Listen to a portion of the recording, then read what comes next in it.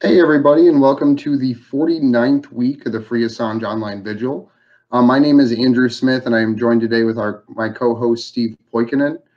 And just to start off with the dates, today is day 3,471 since the illegal and arbitrary detention of Julian Assange began. It is day 425 since Julian was trafficked out of the Ecuadorian embassy to Belmarsh prison following a $4.2 billion IMF loan to Ecuador. It's been 90 days, or it is 90 days until the second round of the rendition hearing begins for Julian Assange's trial on April 7th. It is 1,102 days of incarceration for Reality Winner, and it is 88 days since the 10-year-long WikiLeaks grand jury ended and Chelsea Manning was set free. So I would like to thank everybody tonight for joining us. And how are you doing today, Steve? I'm all right, man. I just wrapped up an interview with Bruno Franco. He has a show called Frank Analysis, and he wanted me to come on to talk about Anonymous, which is funny to me because I haven't been patched in, you know.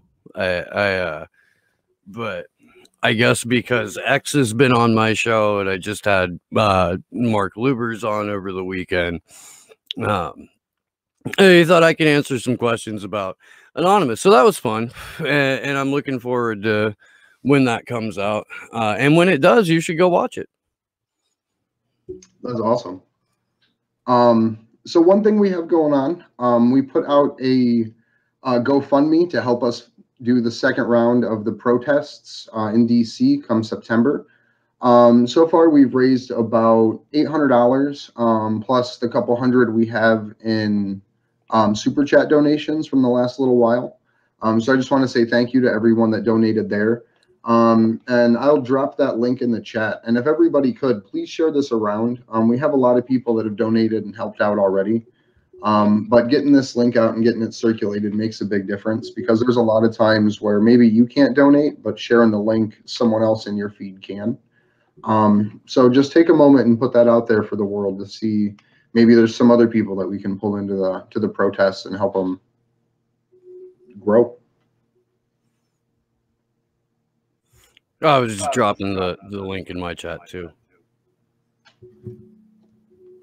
Cool, but the other thing I'll put in there too is the action link. This week I'm still asking people to do street actions, but there is also contacts for Amnesty International listed in there, as well as the list for like the local chapters of Black Lives Matter and things like that too. So if you have a chance to read through there, maybe get involved in some local actions. If not, there is links for free Assange posters from us as well as from Bean, and just some simple printable PDFs to hang up if anyone wants to do that in solidarity with George Floyd. So we're going to jump straight into the news. Also, I'm getting a little bit of an echo. I'm not sure who that's from. Okay. I guess we'll go in order. Yeah, so this first one we talked about a little bit last week, actually. Or not last, well, I guess last week, but Saturday. And this is the UK labor movement now actually recognizing Julian Assange's situation. And it's something that got spearheaded by the Don't Extradite Assange campaign, but it's something else that continues to go on as the National Union of Journalists, I believe, over in the UK, has started organizing with the other labor unions throughout the United Kingdom in support of Julian. So they've been the National Union of Journalists has been a longtime supporter of Julian Assange, but this is the first time, I think, ever that I can remember at least, where organized labor actually started coming together in support of him. So, Andrew, if you could mute, please. I'm getting a hella echo. Let's just touch on the resolution notes from the National Union of Journalists. Number one, WikiLeaks founder Julian Assange is held in Belmarsh prison awaiting United States extradition proceedings, a process that can take many years. Two, if Assange is successfully prosecuted in the U.S., he faces 175 years in prison. Three, the extraterritorial application of the Espionage Act in the indictment of Assange criminalizes journalistic activities. In this case, activities carried out on UK soil by a non-US national in collaboration with numerous UK media, including The Guardian, Channel 4, and The Telegraph. Number four, the previous statements by the General Secretary of the NUJ, by the Australian Journalists Union, MEAA, and by the International Federation of Journalist Organizations have supported Assange. Number five, that there is a political dimension to extraditions and that the special relationship between the UK and US makes the extradition of Assange more likely to go ahead. And I mean, I agree with that sentiment, particularly in the last bit. However, I do think that that there is a ridiculously strong case to be made that this is a political, as Victor, our guest on Saturday, was adamant about saying, like, don't use the word extradition. It's not an extradition. Julian Assange isn't an American citizen. He's not being extradited. He's being goddamn kidnapped. This is a very slow moving, extraordinary rendition more than anything else. 23 and a half hours of solitary in the Guantanamo Bay of the United Kingdom is probably worse than getting black bag thrown into a van and taken to a fucking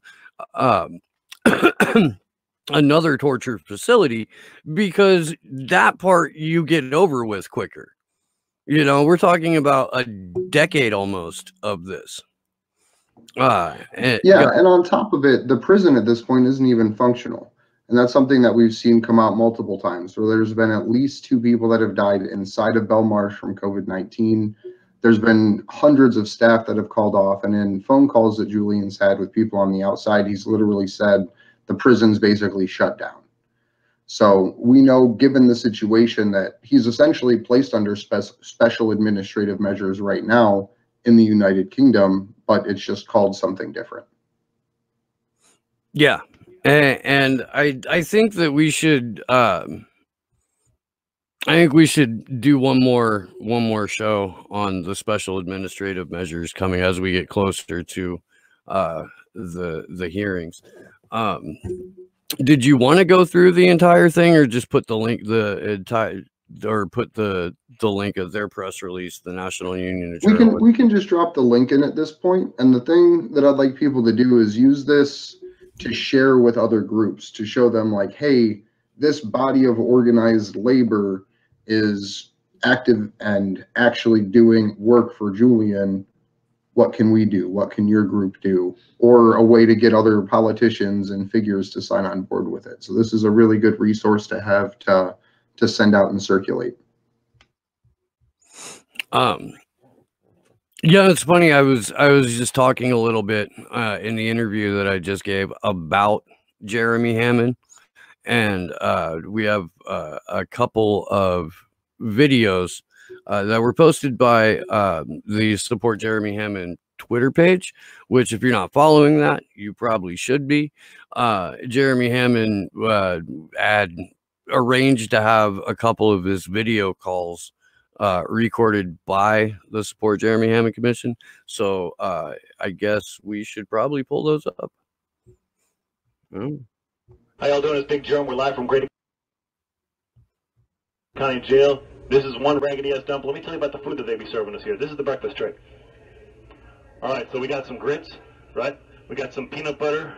Yep, normally they give people bologna. This is a kosher tray. This is some bread. Let me show you the lunch tray. All right, we got some beans. We got some potatoes. We got some more white bread.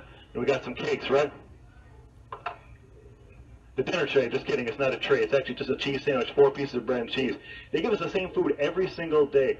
As you can see, it's no fruits at all, ever, been months. No vegetables. It's just carbs and carbs and carbs. You know, they treat us like animals here. I lost about 5 to 10 pounds, right? The commissary, it's all chips and candy. They don't sell any vitamins, nothing healthy. You know, it's been months. We had no fresh air, no sun, at a time when our immune system needs to be the strongest for the coronavirus. They're starving us. And basically, they just need to shut this whole place down. They can't be doing people like this. Like, as you see, we triple stacked in this thing, man. Let us go. Let us go. How y'all doing, this big germ?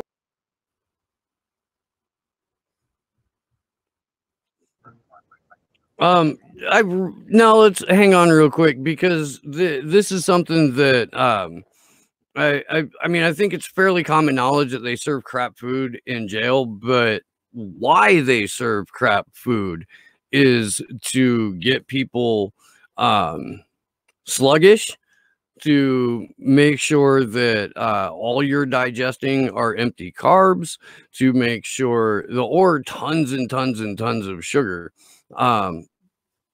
Yeah, it's a debilitative process. And the only way to combat that is to like spend 4 hours a day freaking, you know, working out as much as you possibly can with zero equipment. I've seen some really creative ways to lift weights in jail before. Filling up a water cooler, it's just weird, trash bags with water in it. Like, yeah. But no, he's absolutely right. The quote "raggedy ass dump" always makes me laugh. It just does every single time. And the whole thing, even with the commissary, where they give them absolutely nothing, it basically allows them to use those sugars and those carbs and that soda and the very few things they have access to as their form of escapism, to where they can basically get loaded up, get a sugar high on stuff called Foxy, which is basically just a drink you make in prison with Skittles and candy and then wander around. It's more or less a human zoo at that point, especially with them being locked in the cells 23 hours a day now, if not more. But yeah, if you want to go ahead and roll the second clip, please, Josh. Live from Grady County Jail, we're doing this little demonstration in solidarity with the folks on the streets of Minneapolis tearing shit up. You know, we come here to say we know what it's like to be oppressed and brutalized by these pigs, and it's about time people start standing up to them. You know what I'm saying? If we would be out there, we would. But in the meantime, we're holding this little demonstration to say, shut down Grady County Jail. We want to say, no justice, no peace, no racist police. No justice, no peace, no racist police. Man, they're doing it bad in here. They treat us like animals. They give us bologna sandwiches every day. All lives matter. Black lives matter. All lives matter. Man, we all caught corona in this thing. Man, take a look what they do. Every day we get bologna sandwiches, man. They only got milk in this thing. We ain't got no sunlight, no fresh air, no recreation. Man, it's about, what we gotta do is we gotta free the people, man. We gotta free the people. We gotta stop these killer cops out there, man. We go. There's rats shit on our set. We got a swine flu problem out there. Pigs out of control. Yo, we live.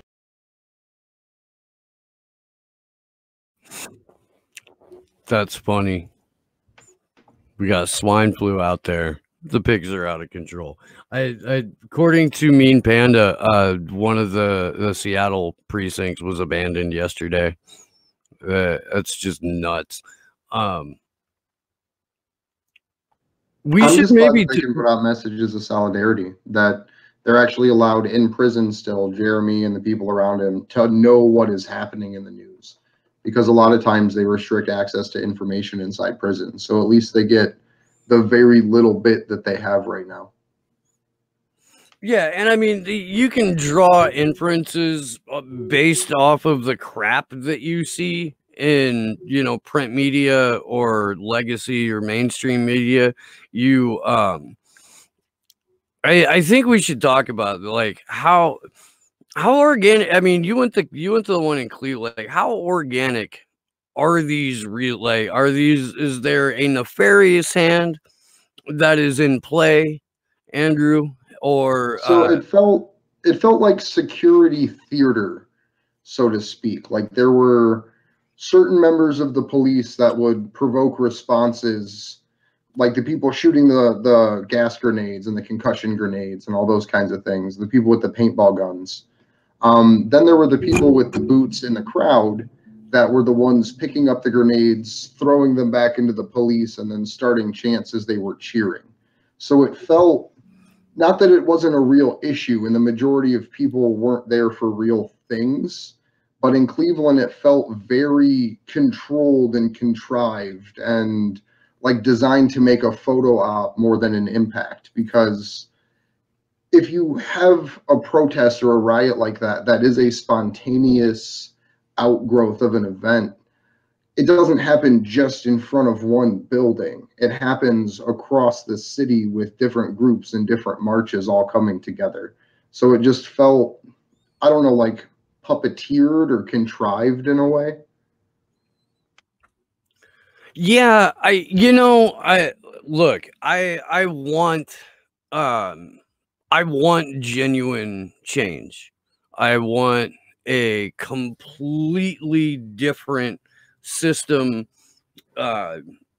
for I guess law enforcement. I've always thought, and I've told police officers this before, that we need cops to be more like the fire department, where the taxpayers will give you a building, you can park your cars in there, you can roll them out and wash them, in front of an audience, hold a few pancake breakfasts to get some new toys, you have a full fridge full of snacks, big screen TVs, and if we really, really need you, we'll call.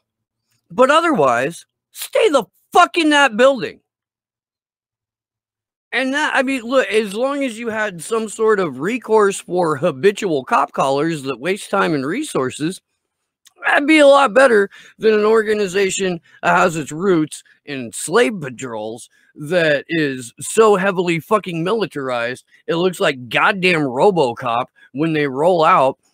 We've got completely unmarked uniforms. We've got no idea, at least in DC, who's out there in full battle gear with nary a patch or name or label on them.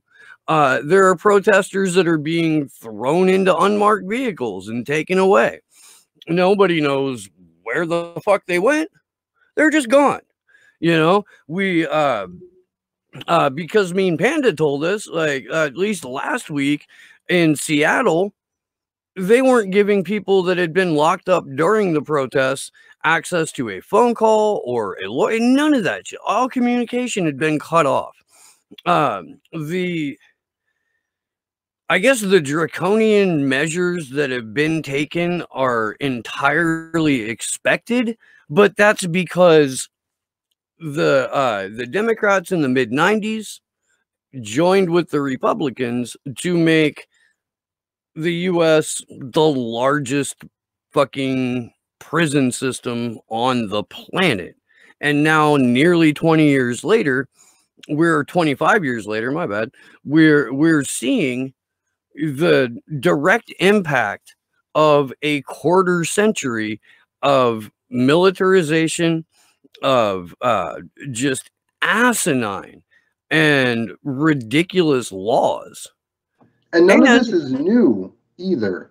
All of these things, all of this equipment, all of these weapons, all of the laws that enable them existed before this. This isn't like a new phenomenon that's just happening with militarized police. It's just something that was never seen at this stage and on this level before.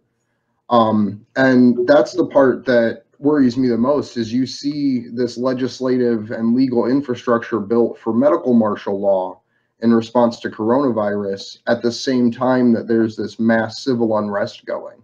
So it's a matter of time before they start using these contact tracing elements to lock people down under medical martial law for going to protests. No, they straight up said in Minnesota, like the day after Anonymous released the video, they had a press conference and said, we're going after protesters using contact tracing software. Like, to be fair, they did walk it back, but that was just amidst public outrage, and walking a statement back means nothing. Yeah, it doesn't mean they're not going to do it. It just means they're not going to tell you about it. Like, that's something that your lawyers are going to have to figure out during discovery. Hooray. You know, if they're allowed to. It could fall under the rubric of national security, depending on what you're getting charged with. They're making a big deal about making a fucking cartoonish non-organization like Antifa out to be terrorists, when I've said for years now, for every 108-pound black skinny jeans wearing pink-haired freaking Antifa warrior, you've got at least a half a dozen feds. The entire black bloc. If all of those guys aren't part of law enforcement, I will come to your house and build you an addition for free. And to kind of show to give people case evidence, I guess, about this, I would say look into the Cleveland Four. They were a group of organizers and activists in the Cleveland area during the Occupy times that got literally entrapped by an FBI agent and a turncoat informant to put bombs on different locations. Everything was provided, including plans, materials, logistics, travel, by the FBI agent. But when it came to, the FBI agent got rewarded and the protesters got arrested because they were going to put bombs on bridges, because there was someone that forced them for years to commit these violent acts, and specifically was in their group to try to earn their trust. So as you organize and as you move about this chaotic world of whatever the fuck we're in now, just remember that there are elements of our government specifically designed to make you violent in a way that they can step in to control you best. And this is one of the oldest tricks that the government plays on people in the modern era. This goes all the way back to the big Red Scare during McCarthyism. I've talked about this before, but there was a radio personality here in Santa Cruz County, and I know for a fact up in Humboldt too. His name was Travis T. Hip, and Travis always said, wherever 4 people are gathered in activism, when a 5th comes in and tells you he knows either where to get a bomb or how to make a bomb, that's your Fed. Get him out of your sphere immediately. Yeah. That's literally the best way to tell. They'll talk about doxing. They'll literally use terms like violence for political reasons and shit like that. So be careful, because those people are there. Learn to identify them and be able to find a way to isolate them from the group, because ultimately they'll try to create an air of drama and importance around themselves if they're put in a situation like that. Yeah, where they get called out for being what they are. A great way to study up on that is to go and watch Susie Dawson's 1 versus 5 Eye series. They went through J-Trig, which is based in the UK, but there's similar agencies that operate the exact same way. Go read the Global Intelligence Files. Read the Stratfor hacks. They give you an illuminating picture on how private spooks operate. It's messed up, man, because again, like there's a very legitimate reason to be, there's a number of legitimate reasons to be out in the streets. You know, George Floyd's murder definitely being one of those. I don't think for a moment that the vast majority of people that have decided, fuck it, I'm going to go do this, are there because they're on the payroll of the federal government or George Soros or anybody else, you know? But I do think that there are always going to be a handful of agents provocateur, of law enforcement officers, of bad faith actors that are there to not just ruin everybody's good time, but to set back movements in general. And if done properly, and if people come together in the right way right now, we could see fundamental changes like the abolition of prison slavery in the 13th Amendment. We could see things like bans on facial recognition. We could see literally an abolition of police and the institution of community-based policing, or community-based almost organizing as a way to control themselves. And I think if we can manage to have the right conversations right now, we can go a really long way, because this is a big push against the national security state in general, because getting military grade weapons, even just that, out of the hands of police officers would go extremely far. No, you're right. It's, and again, I mean, this is just something you have to be smart about. Anonymous put out a great toolkit back during the Occupy days. I'll try and find that real quick and throw it in the chat. It's on GitHub. But not only does it tell you, you know, very simple like street medic, field medic things, but it tells you ways to identify undercovers, law enforcement. If you're in a major city, a lot of these guys wear matching armbands so that they know who they are when a melee breaks out. You know, accidentally punch another, you know, punch a coworker. But it is, I mean, unfortunately, it's a very real part about any protest movement or any activism organization. Like, you are going to get, as soon as you start attracting attention, you are going to get messed with. And how much you get messed with depends on, you know, either how little you know or how much you know. And even if you know a lot, you can still be subjected to it, because understanding something on paper and understanding a situation that you're in as it's happening to you in real time, they don't necessarily correlate. Yeah. So I think it's about time we move into some superheated topics like Namibian politics. I don't know if people remember, but there was a release recently, end of 2019, called Rockfish, which highlighted Namibian politicians. Basically, I hope I'm pronouncing that right. Namibia. Namibian politicians basically selling off for-profit fishing land with no control of how much they're actually taking in with the resources, and it basically got proven that it got sold to the highest bidder. Basically, the person that provided the best bribes essentially got the contract for this, and this was some pushback that happened inside of the Namibian Congress.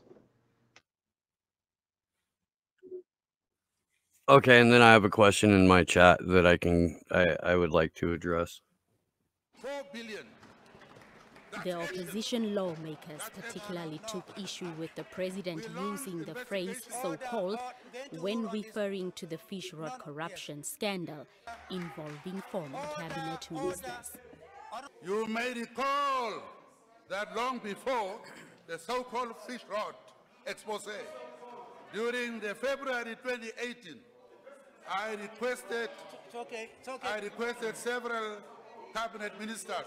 The Speaker of the National Assembly, Peter Kashavivi, had to plead with the opposition leaders to accord the president due respect by hearing him out. Order, honorable members, those of you who feel we cannot continue to listen, please leave the hall. Leave the chamber. Yes. I think that is the best. No, honestly. No, I think that is the best we can do. If you cannot continue to listen, you are continuously interrupting, then I think you should leave the, no. I think, no. Please, honorable member, for God's sake, let's have some order. Now. After a few minutes, President Geingob walked back to the podium and maintained that for all corruption cases, due process of the law should follow and help guard individuals against false accusations. The decision, since somewhere out, to cancel awarding of the Hosea Kutako International Airport operating tender, which was inflated from corruption, from 3 billion to 7 billion Namibian dollars. We cancelled. Whoever must be found by courts, Please. Let's This continue was challenged. orderly. This was challenged in the High Court. We have courts. We initially lost the case and appealed to the Supreme Court, which subsequently overturned the decision. By that, we saved this country $4 billion. Share the He also concerns dismissed of our allegations learners, that there is a lack of students and political youth will to fight whose corruption, academic year has been- reiterating Let's have that order. government's quest The to point root I'm out making is this. corruption and improve governance has helped Namibia Now wait being for the ranked light. fourth on the continent, ahead of South Africa and Botswana by corruption watchdogs. Blanche Goreses, NBC News. Windhoek. So my two questions with this are, where are the radical members of the U.S. House of Representatives fighting back about shit like this, or in this way, to where someone literally has to say, order, please stop. If you can't stop talking, leave the room. This is ridiculous. Like, literally matching the ridiculousness of the corruption in a sense, just by procedural interruption. But the other point is, this is watching the world change based on a WikiLeaks disclosure. This is, even if it seems distant and abstract and just strange, this is the impact that real journalism does. No, you're absolutely. I mean, that's spot on. And if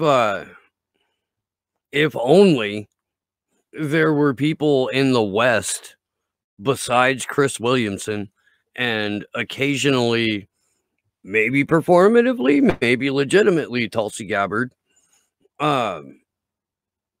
those kinds of discussions and that kind of chaos would be breaking out amongst our own Congress critters and amongst the members of Parliament in the UK and in Australia and in New Zealand and in Canada. But we've got a Five Eyes alliance with an iron grip on the way that their government works for them.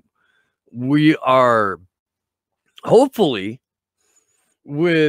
even with influence by those Five Eyes agencies, intelligence operatives, even with that influence, I do think that there are enough people who are in the streets legitimately, who with a little bit more help and encouragement can transfer that energy into saving Julian Assange. Because again, I can't stress this enough. Whatever it is that is your cause, whatever it is that you advocate for, that can't happen without free flow of information, without access to primary source material that you then yourself can decide how to feel about it, and then share that with, with your friends, with your activism group, or with people that you are just meeting as a result of what you've been talking about. We have to have that. If we don't, we are well fucked and far from home. Because the thing that people don't realize a lot of times, or the thing that they don't put together, is the restrictions on free association that are happening are also similar to the restrictions on a free press. And this is something that we have a couple of videos to show, one of them by Niels Melzer, a couple of tweets and things. But all of that association, speech, press, religious freedom is all comprised within that First Amendment. And so what we're seeing play out literally in real time is us losing the ability to organize and freely associate, while also losing our ability to report accurate information. Yeah, I mean, I know Josh hates dead air, so I'm trying not to do that, but I'm also trying to glance at one of the upcoming articles. Do we want to start just by showing some of the first two tweets that we have out? The the Niels Melzer one, and then we can do that, but I really think that, like, while we're in the middle of the show and we've got a number of people here, I think we should go over to the GoFundMe to see who's donated so we can thank them personally right the fuck now. I think that would be fantastic. And let's get to the So, Rob Juno, you're a fucking prince, my brother. Thank you very much. Kathy Lloyd, you are awesome. Angela Fraga, Ed West, I love Ed. Ed's such a great guy. Elise Tock, Rob Juno, Sarah Wagner, Douglas Friedman, William Fussfield, Ed again, Fei Zhang, Paul Baton, Daniel DeCeter, Ernestine Wolf, Bonificio Rios, Diana Schoenbeck, Israel Lucero. Oh, that's cool. I was on his show. And Estine Westby. Esleen Westby. Thank you so much. We we love you guys, and yeah, we really, it's absolutely impossible for us to get to DC without you, and at the same time, it is absolutely imperative that we get to DC to be able to hold the kind of incredibly memorable demonstrations that that we're working on.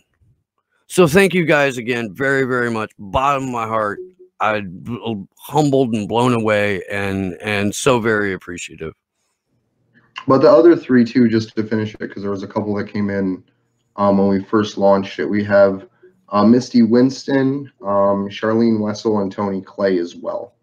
So yeah, thank you guys very much for donating to us. We still have a lot to reach our goal, but we are going to be in DC for most or some part of those 3 weeks. Our plan is to get other groups involved as well, so that way they can host events that we can attend and join and promote, just to spread the reach to the different audiences that maybe those groups could get to them way better than we could to us. So that is the hope there. But to jump in now, do we want to take a look at these? Yeah, and real quick, please throw the Discord link, and I'll do the same. But if you are so inclined, we do the vast majority of our discussions about DC over on our Discord. So please join that and hop in and help us make some freaking history.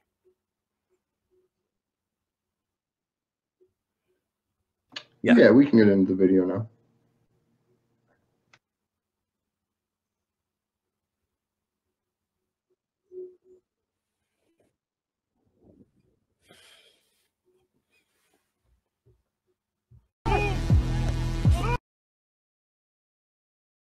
Press! I'm pressed!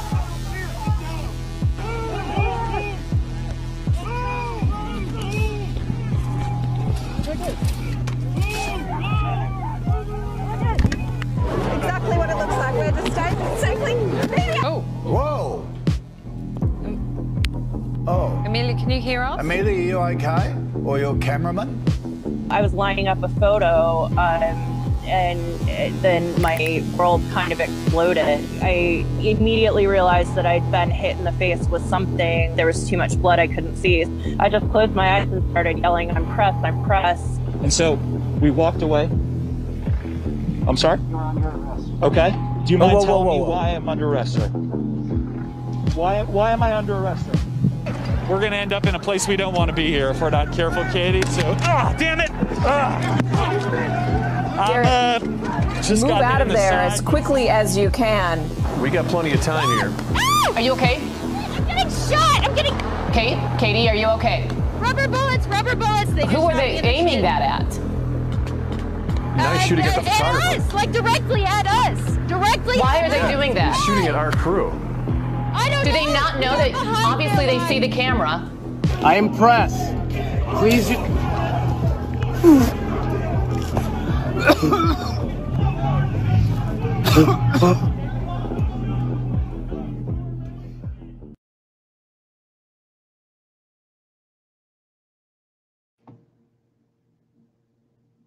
So that's a direct assault on journalism that's happening literally in our streets right now. And to be perfectly frank, it's not anything new where police go after reporters. A lot of times at protests, you don't have major news coverage or even local media coverage. It's independent journalists. It's reporters from like Sputnik or RT or Reply that are there doing reporting. And this is commonplace. And so I appreciate everyone that's speaking up about it and calling out what's happening now. But it also has to be recognized that this is not a new phenomenon with the police assaulting journalists. They've just expanded the sphere of journalists that they're willing to shoot at. I mean, we told you guys that it was going to be open season on journalists. We've discussed this a number of times here on the Vigil, as well as on Slow News Day. The fact that Julian Assange was able to be sold to the UK by a $4.2 billion IMF loan to Ecuador that caused almost immediate riots in that country.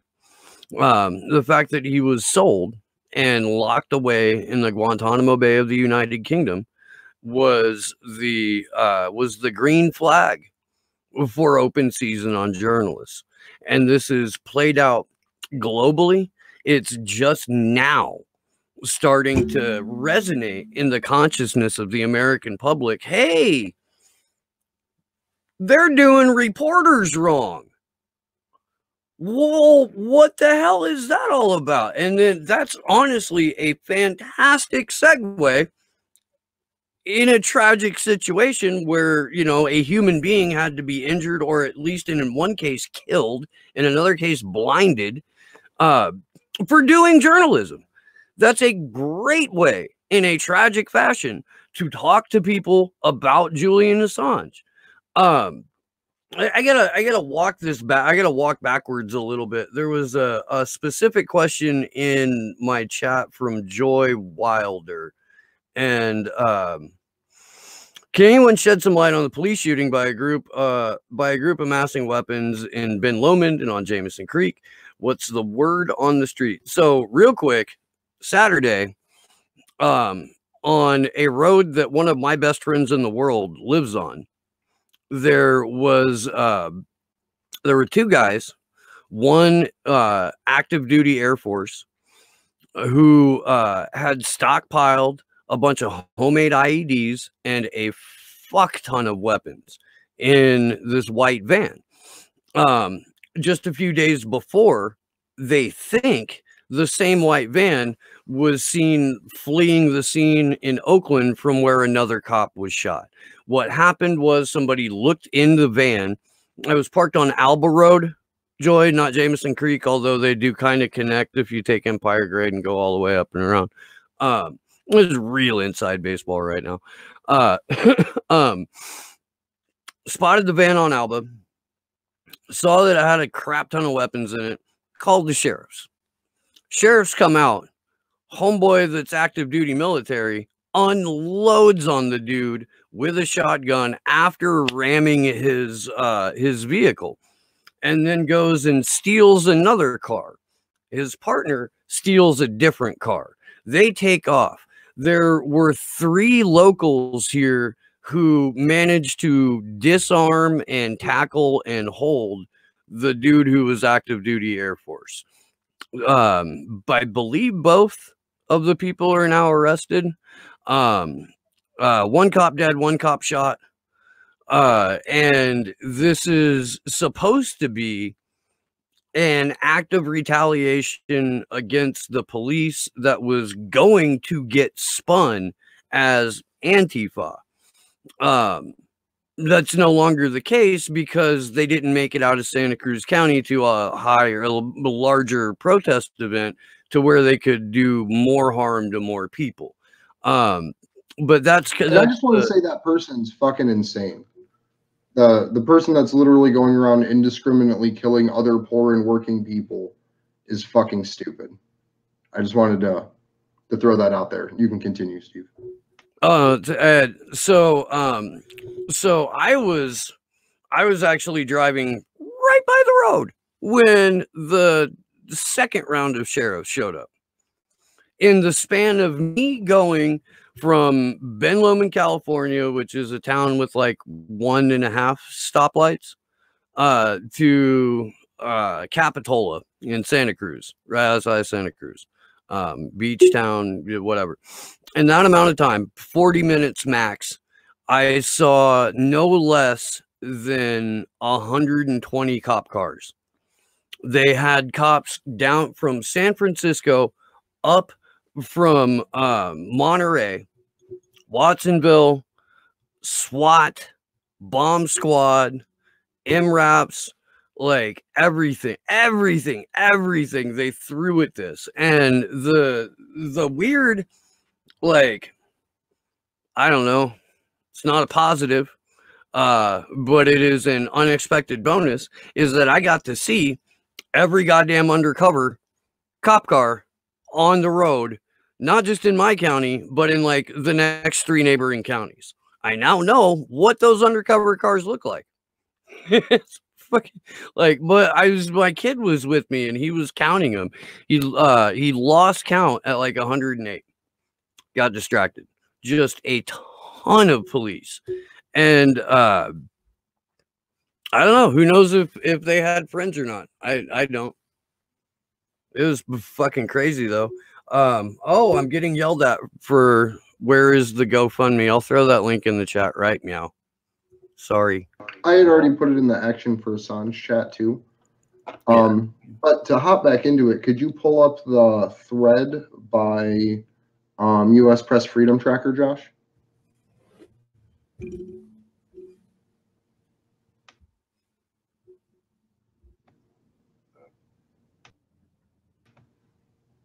Cool. Well, what we have up looking at right now is, and I would encourage everyone to take a look at this, because this has just tons and tons and tons of different reports in it of assaults on journalists. This basically is a chronicling of everything that has happened to journalists that they've been able to get access to for the past few weeks now, since the George Floyd protest started. There's over 300 incidents listed on there. To break it down, there's 41 plus arrests and detainments. There's 153 assaults. 125 of them are by police, and 27 of them are by other, which I assume would be protester or provocateur. There's been 39 reports of equipment and newsroom damage. The assault categories break down 53 physical assaults, 33 of them have been by police. There's been 35 by tear gas, 21 by pepper spray, and 55 by rubber bullets or other projectiles. So take a look at that, read through it. Maybe there's something that happened locally there that you could take to your city council to talk about. It's pretty in-depth, and it's honestly pretty terrifying to see such an immediate assault on journalism at a time when at the highest level journalism is being assaulted, because this is only going to lead to more pushback policies. It may even turn into something where you have to register to be a journalist and have a government-approved pass to be a protest to cover them. So we have to make sure we keep an eye on that too, because it could be a problem, reaction, solution situation where they try to roll out more draconian laws and limit free speech more in the name of allowing a journalist to be able to cover a protest. Did you want to weigh in on the assaults on journalism a little bit more, or do we want to jump into the stuff that's been taking place in Austin? Yeah, no, let's go ahead and go to that article, because I feel like we've addressed what the problem is, and we've addressed, you know, the necessity of organizing and coming out in force to stop it. It's fucked, dude. It's I don't know, man. It's frightening, the level of just brute force that is being used against people with a camera or people with a press pass. Yeah, it's disgusting. Absolutely. The anonymous article, Tech Worm. Okay. Article starts out, everyone across the globe has been actively protesting against the cold-blooded murder of George Floyd, an African-American man in police custody in Minneapolis. Recently, a group of hackers took down the website of the city of Austin. The official website shut down just hours before the Austin City Council was set to begin its special meeting. The purpose of this meeting was to address the protests of the Austin Police Department's response.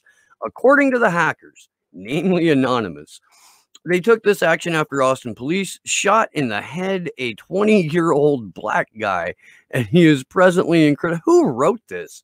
He is presently in critical condition with brain damage. That's horrific. As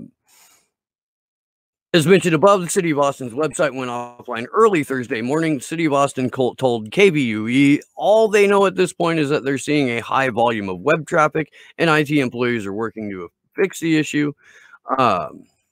The hackers took credit on Twitter, and they wrote, Austin police, you should have expected us. They further added that new targets are coming soon. Later, the hackers said their internet had been interrupted and its members were planning a new attack. Anonymous also claimed they've taken down other websites like the ones for Minnesota Bank and Trust and United Minnesota Bank. And that's legit. If you go to Op Minneapolis, you can see all of that. And they also did, this just highlights one of the actions of Anonymous. There was also, I believe it was in Austin as well, where they basically made a protester snitch app, and Anonymous, in conjunction with the K-pop crew, was able to basically force them to shut it down because of the spam that they were receiving from it. And this is a trend that we've seen actually start in New York City, where they released a snitch app for coronavirus, and people filled it with dick pics and calling them Nazis for instituting such draconian citizen observation policies and middle fingers. Yeah, and the shout out to the K-pop people as they continue to hijack white supremacy hashtags. And from my understanding, the furries from Tumblr that got displaced are also now working in conjunction to fight back against white supremacy hashtags. So your 2020 heroes, K-pop stans, and furries. If you had that on your apocalypse bingo card, you are a much better guesser than I am. I'm waiting for the flat earthers to step in to all 8 of them and somehow find a way to defend against the ongoing tyranny of media control blocking the flat earth agenda. If anybody knows how to throw a block, it's Eddie Bravo. And he's a great, he's one of the only flat earth people that I can listen to for more than 8 seconds because he's Eddie Bravo, not because he's actually making a cogent argument, but because it's Eddie. Look into it. Look into it. Look into it. Yes, so I think Sarah Wagner, we are all angry for V for Vendetta. We would like to have a watch party where we just watch V for Vendetta and hang out with each other. And, whatever your particular vice is, you do that safely in the confines of your own home, and we will do that together. So to hop in, I think we have 2 articles left. We have the UK forced to reveal their deal with Palantir and other global intelligence agencies amidst the contact tracing and coronavirus situation, pandemic, as well as Craig Murray's open letter for people to support. So we'll start off with the Palantir article. Sure. This is out of Open Democracy. Yeah. Right. Yeah, it's the one out of Open Democracy. Cool. Hours before facing court proceedings from Open Democracy over its massive NHS COVID-19 data deal with private tech firms, the UK government has caved to pressure and released all the contracts governing its deals with Amazon, Microsoft, Google, and controversial AI firms, Faculty, and Palantir. The contracts released to Open Democracy and tech justice firm Foxglove today reveal details of what has been described as an unprecedented transfer of personal health information of millions of NHS users to these private tech firms. Significantly, the contracts reveal that the Dominic Cummings-linked firm Faculty is being paid more than £1 million to provide AI services for the NHS. The documents show that terms of the deal were changed after initial demands for transparency were made by Foxglove under the Freedom of Information Act. The contract shows the companies involved in the NHS data store project, including faculty and Palantir, were originally granted intellectual property rights, including the creation of the databases, and were allowed to train their models and profit off their unprecedented access to NHS data. Government lawyers have now claimed that a subsequent undisclosed amendment to the contract with faculty has cured this problem. However, they have not released the further contract. Open Democracy and Foxglove are demanding its immediate release. It is not clear if other contracts were altered as well. This is intellectual property rights. Like, okay, man, I had Adam Kokesh on my show on Slow News Day. I don't know, April, maybe. I have a clip up on my page, and the title of it is The Intellectual Property Scam. Adam broke that down. You should go watch it. But this is just a phenomenal overreach by two incredibly shady companies into the personal lives of everyone in the fucking UK. The fact that they're allowed to literally monopolize the entire health information of the United Kingdom and sell it at a profit to whoever wants it should be the thing that sends people into the streets about this. Because what it's going to allow them to do is have these private intelligence agencies purchase this information as a way to gain further information about political dissidents. And that's literally how power works. And once they have the ability to know your personal health information, they can go after you in a much more in-depth and personal way. You're right. Real quick, I need to thank someone. We just had a donation come into the GoFundMe. Bhavana Limworth. I hope I'm pronouncing that right. Maybe Limeworth. I'm not entirely sure. But thank you very, very much. We really fucking appreciate it. Yeah, and again, folks, I'll put the link in the chat again. If you can't donate, we totally get it. But please share the link on all of your social media accounts and let people know why it's important to have a presence in the U.S., particularly in Washington, D.C., during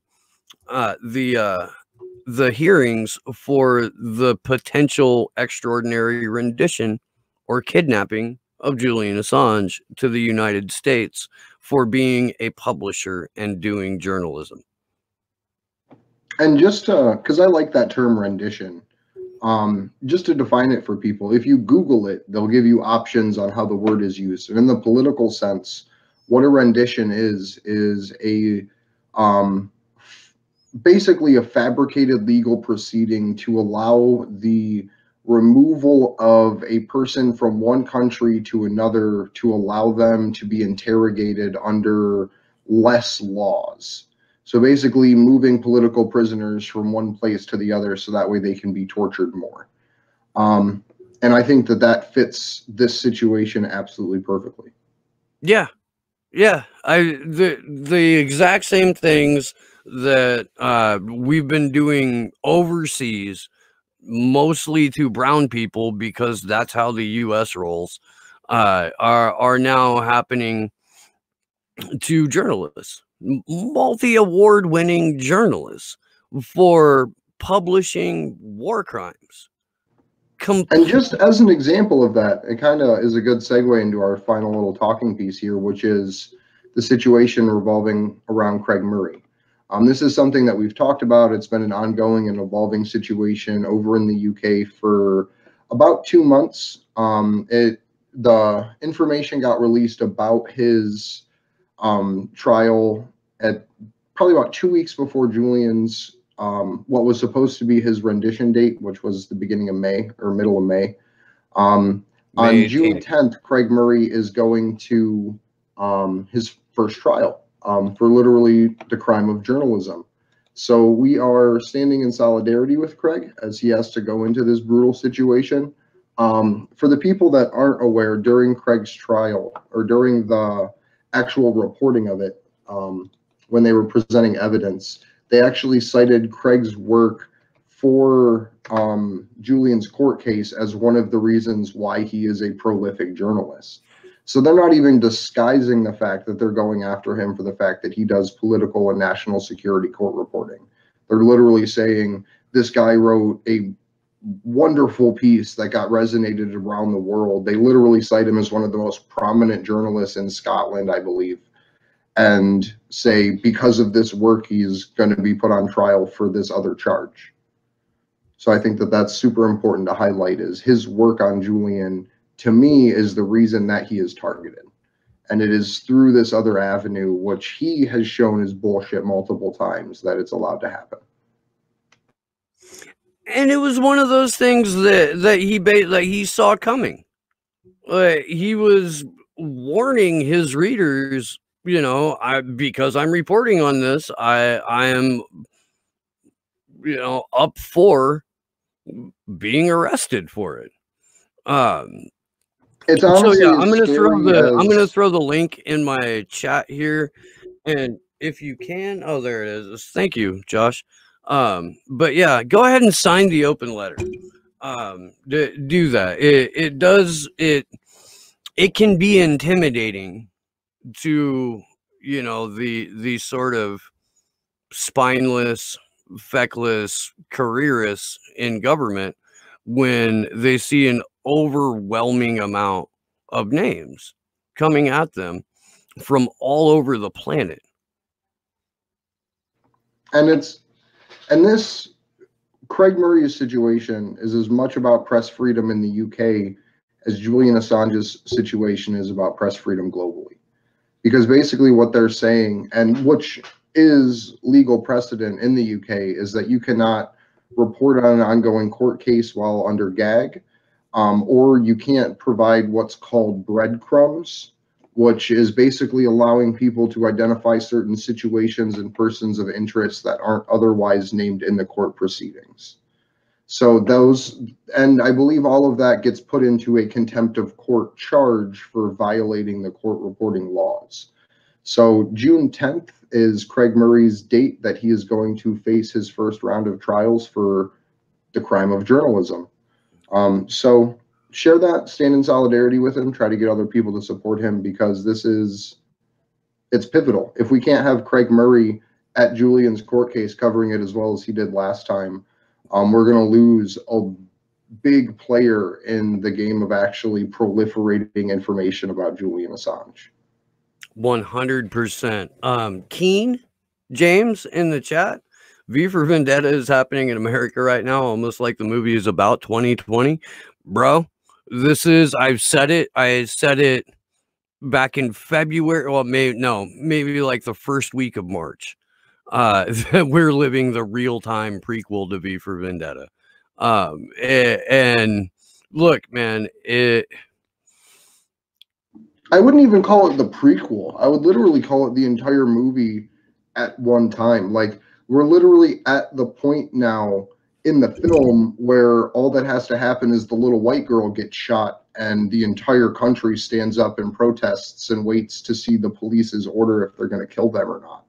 Like, that's the pinnacle in this situation that we have reached against the police state. And we need as many people in the streets legitimately out there to end the violence against our citizens and against our press and against literally the foundations of our society and privacy in general as we can right now. And I want to make sure that this is understood. When you see things like defund the police or abolish the police, yes, that's a legitimate end goal, but it's also a position to start negotiation instead of doing what congressional Democrats do, which is start negotiating. Oh, Jesus.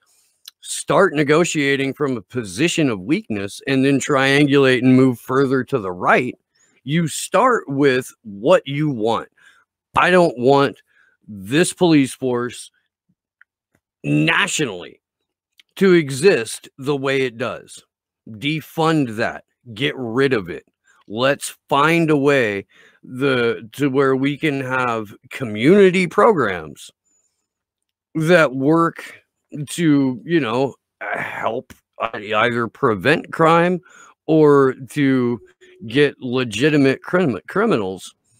Well, it would make a great employment program, honestly. Do what? Having community-based policing with a community-based police chief where there's no one person making decisions and people can volunteer to join it, but also at the same time, there are members who are just randomly selected from the community to serve on said police force for a week or a period of time. So that way the community is self-policing, but also policing the police by having a random, almost jury duty style selection of individuals for it.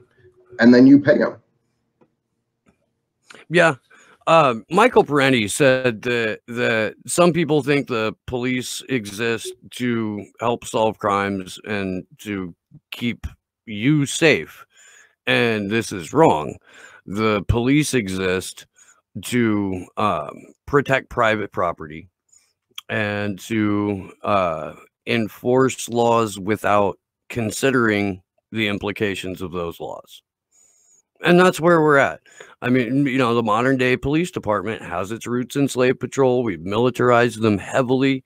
The mentality of a soldier where it's you and your battalion or your branch of the armed forces versus the enemy. That mentality gets carried over stateside, and law enforcement is, I believe, the #1 job for veterans in the country. Top 3. I know that. But if your police department doesn't look like you, if your police department doesn't live where if your police officers don't live where you live, and if those officers have the mentality that you as a private citizen are the enemy, you're doing law enforcement wrong. I mean, that's right to them. That's, for a total Orwellian authoritarian takeover, that's what has to happen. Fight back. Be peaceful about it. Do what you can do as an individual. It's what we've talked about, the idea of decentralized activism for the last 49 weeks. It's do what you can with the time and money and energy and contacts and resources that you have. And if that means half an hour a day doing something, or if that means 1 day a week, that's better than doing nothing. And it makes a lot bigger impact than people realize. But I think that we are actually done for the evening. That's everything we had set to cover and talk about. There is an article that we'll be covering on Saturday, hopefully, that just recently came out about Seth Rich. So join us on Saturday at 1 p.m. Eastern time. I think that's 10 o'clock Pacific and 6 o'clock UK time. Yeah, I think it's early in the morning in Australia, so I don't know that time. But yeah, thank you for everyone that joined us. You can find me on Twitter at Andrew Zigman. You can find us on Twitter at action_4Assange and action4Assange.com. Join in the weekly action, and please share it around, as well as the GoFundMe to help build our DC protests. Thank you, everybody. My name is Steve Poikinen. I host a show called Slow News Day. You can find me on the Rockfin, and you can find me here on YouTube by typing Slow News Day Podcast into your search bar. Oh, and real quick, next Tuesday, we will be joined by Garland Nixon, and that will be freaking awesome because Garland Nixon is a badass. I have something too real fast. I forgot to mention this. July 3rd is Julian Assange's birthday. That is when Candles for Assange became what it is, with 140 some, I believe, global events in support of Julian on July 3rd. Please start planning and organizing something locally. Last year, Taylor and I took a bunch of bottles of water and a Julian Assange birthday cake to a 4th of July celebration. Find something and start planning ahead right now, because this is a great way to kick off your community organizing in support of journalism. Sorry. All good. Big thanks to everyone who donated to the GoFundMe. One more time, and if you can, you know, and you haven't yet, please do. If you can't, we understand.